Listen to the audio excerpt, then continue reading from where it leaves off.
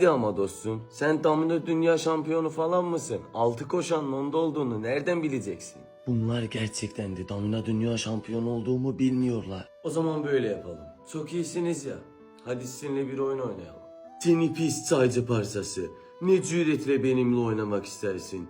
Ben bu şehrin domino şampiyonuyum. Hacı, haddini aşıyorsun. Hemen dizlerini yere koy ve özür dile. O bu şehrin domino şampiyonudur. Sen onunla oynayamazsın. Şehrin mi? Ben dünyanın şampiyonuyum. Öyle yapalım. Bir oyun istiyorum.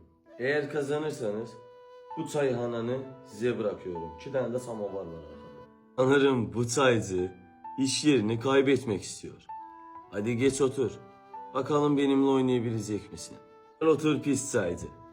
Geldi buraya kaybet. Buranı Kalgotka dükkanı yapacağız. Ben başlıyorum. 3'ün ikisi oyuncularda olur. 3 koşa. 4'ten 3'lü. 4'ten 6.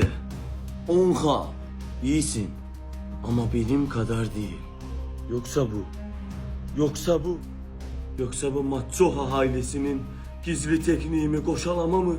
Koşalama taktikası. 20K. Bu çaycı Machoha ailesinin gizli tekniğini nereden biliyor? Bu tekniği Machoha ailesine ben öğrettim. Ne? Ne?